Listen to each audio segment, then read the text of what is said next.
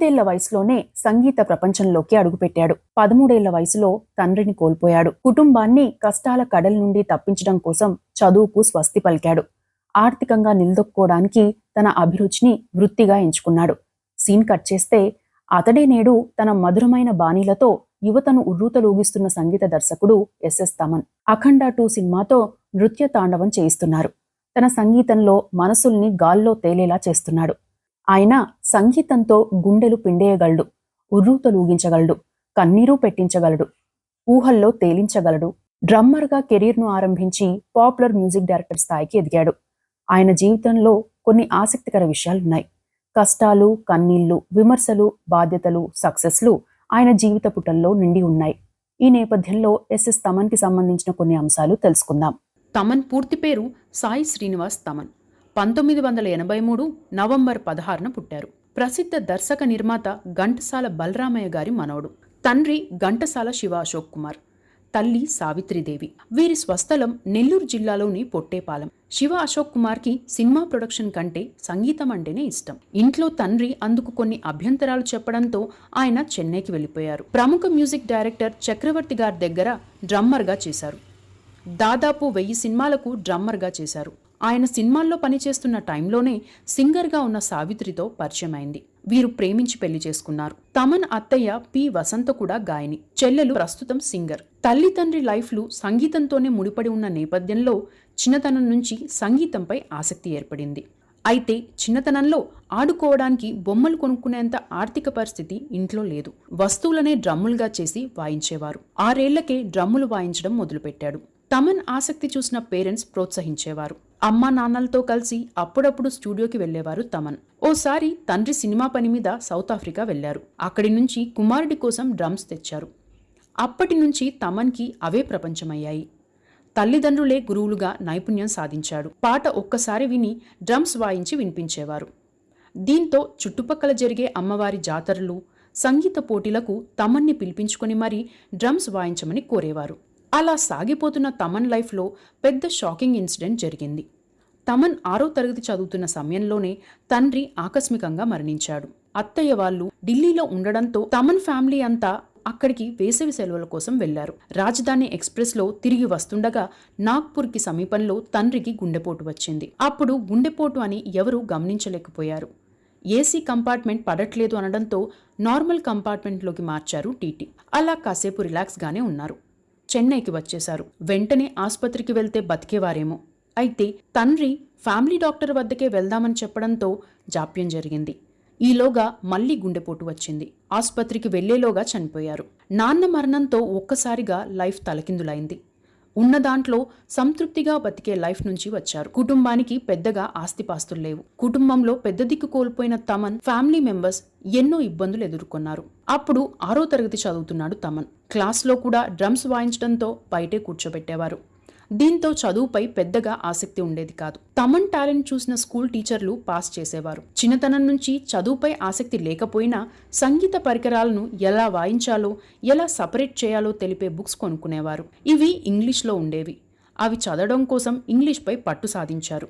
అదే టైంలో కుటుంబ బాధ్యతలు తీసుకోవాల్సి వచ్చింది. ఓ ఇంటర్వ్యూలో తమన్ మాట్లాడుతూ, తండ్రి చనిపోతే నాకు ఏడుపు రాలేదు. నా తల్లిని చెల్లిని చూస్తూ ఆలోచించాను. వారిని ఈ లోకం ఎలా చూస్తుందో అన్నదే నా ఆలోచనంతా. ఆ క్షణమే నేనే ఇంటికి పెద్ద దిక్కు అని నిర్ణయించుకున్నాను. చదువు మానేస్తానని అమ్మకి చెప్పాను. అమ్మ ఒప్పుకోలేదు. కానీ నేను వినలేదు. షోలకి వెళ్ళి డబ్బు సంపాదిస్తానని చెప్పా. ఆ డబ్బుతోనే ఇల్లు గడిచేది. అలా షోలకు వెళ్ళాను. కొన్ని ప్రోగ్రాంలకు వెళ్ళాక అమ్మకి నేనేంటో అర్థమైంది. నాన్నకి వచ్చిన ఇన్సూరెన్స్ డబ్బులు 60,000తో అమ్మ డ్రమ్స్ కొనిచ్చింది. ఆ క్షణాన్ని నేను జీవితంలో ఎన్నడూ మర్చిపోలేను. మర్చిపోతే గుర్తుకు వస్తుంది, కానీ ఎప్పటికీ గుర్తుంచుకునే అంశం కావడంతో నాలోనే ఉంటుంది అని చెప్పారు. అలా షోలు మొదలుపెట్టి దేశవ్యాప్తంగా 64 మంది సంగీత దర్శకుల వద్ద 900కు పైగా షోలకు ప్రోగ్రామర్గా చేశారు.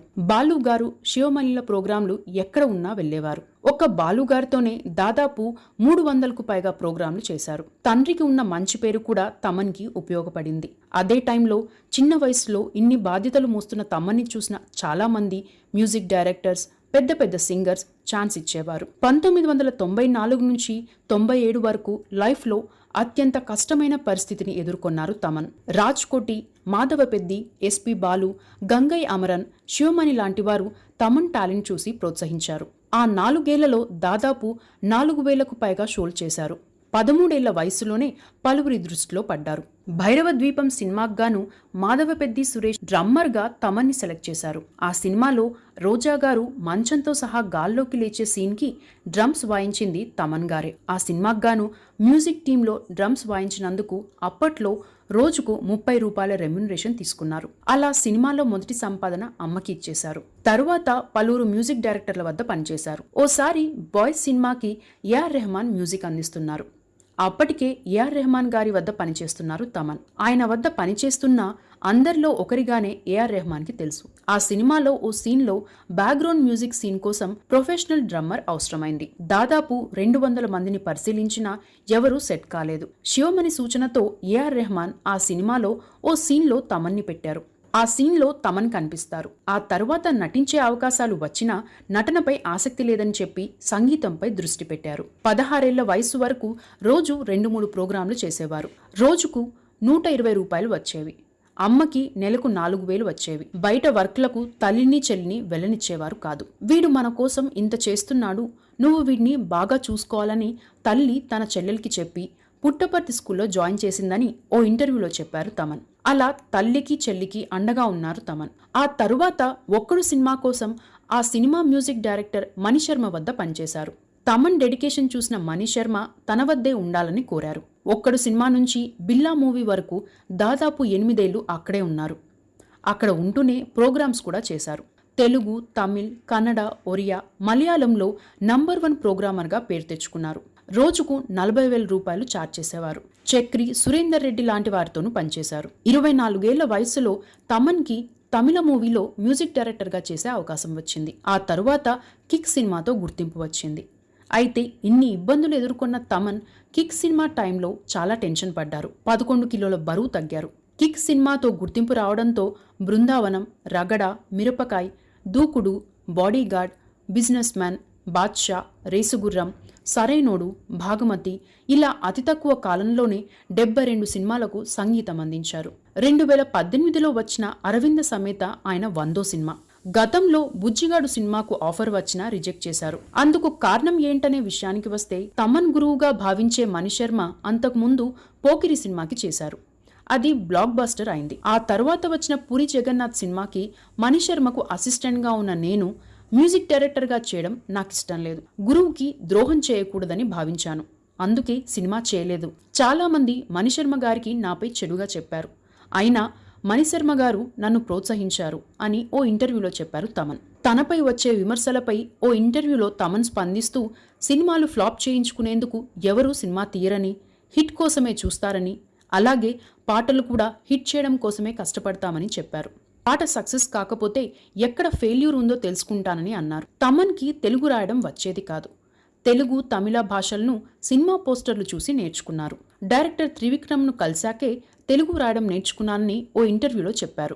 అఖండ సినిమా ఇంటర్వెల్ సీన్కు ఆర్ఆర్ చేయడానికి 32 రోజులు పట్టిందని, సౌండ్ విషయంలో కొన్ని భిన్నాభిప్రాయాలు వ్యక్తమయ్యాయని, అయితే ఆ మూవీ ఒరిజినల్ మ్యూజిక్ వింటే చెవులు నొప్పి పెట్టవని, దేవుడు ఆవహిస్తాడని, అందుకు తాము చాలా కష్టపడ్డామని అన్నారు.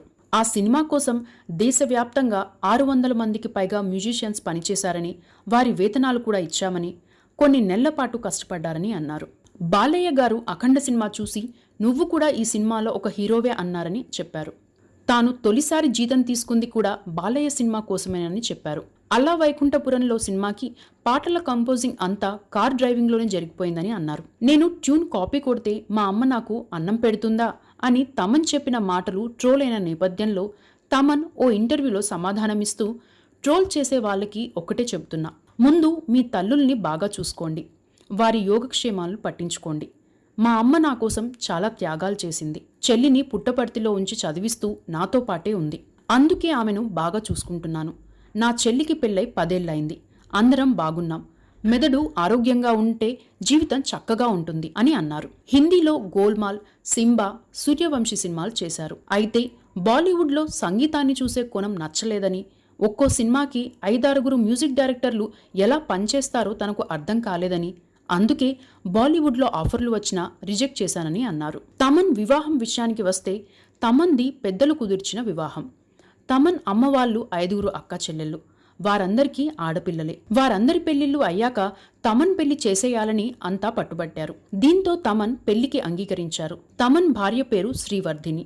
ఈమె సింగర్. గోవిందుడు అందరి వాడేలే, అల్లరి పిడుగు, బాడీగార్డ్, నా ఆటోగ్రాఫ్, స్టూడెంట్ నంబర్ 1, మిరపకాయ్, యజ్ఞం, శక్తి, తీన్మార్, మిస్ ఇండియా, అభిమన్యుడు సినిమాతో పాటు పలు సినిమాల్లో పాటలు పాడారు. వీరికి ఒక అబ్బాయి ఉన్నాడు. అబ్బాయికి కూడా సంగీతం అంటేనే ఇష్టమని ఓ ఇంటర్వ్యూలో చెప్పారు. కాగా తన మ్యూజిక్ పై ఇంట్లోనే ఫస్ట్ ట్రోలింగ్ జరుగుతుందని, బయటి ట్రోలింగ్ పట్టించుకోనని చెప్పారు తమన్. ఇక తనకు అవకాశం ఉన్నంత వరకు శివమణితోనే పనిచేసేందుకు ప్రయత్నిస్తానని, నా తండ్రి ఆయనలో ఉన్నాడని భావించి గౌరవిస్తానని చెప్పారు. దేవిశ్రీ ప్రసాద్తో తనకు హెల్తీ కాంపిటీషన్ ఉందని, ఆయన వద్ద 5 సినిమాలకు ప్రోగ్రామర్గా పనిచేశానని చెప్పారు. తనకు కోపం వచ్చినా, బాధ వచ్చినా ఇంట్లో వాళ్ల మీదో ఎవరి మీదో చూపించే అలవాటు లేదని, క్రికెట్ గ్రౌండ్కి వెళ్లి ఆడతానని చెప్పారు. ఈర్ష్య, అసూయ, ద్వేషాలు, పగలు, ప్రతీకారాలను పట్టించుకుంటే మైండ్ పనిచేయదని, అవన్నీ పట్టించుకోనని చెప్పారు. మొత్తం మీద ఎన్నో కష్టాలను ఎదుర్కొని, విమర్శలను తట్టుకొని, ట్రోలింగ్లను భరించి టాలీవుడ్లో టాప్ మ్యూజిక్ డైరెక్టర్గా ఎదిగారు. ఆయన తన లైఫ్లో మరింత సక్సెస్ కావాలని కోరుకుందాం. ఇవి తమన్ లైఫ్లోని ఆసక్తికర విషయాలు.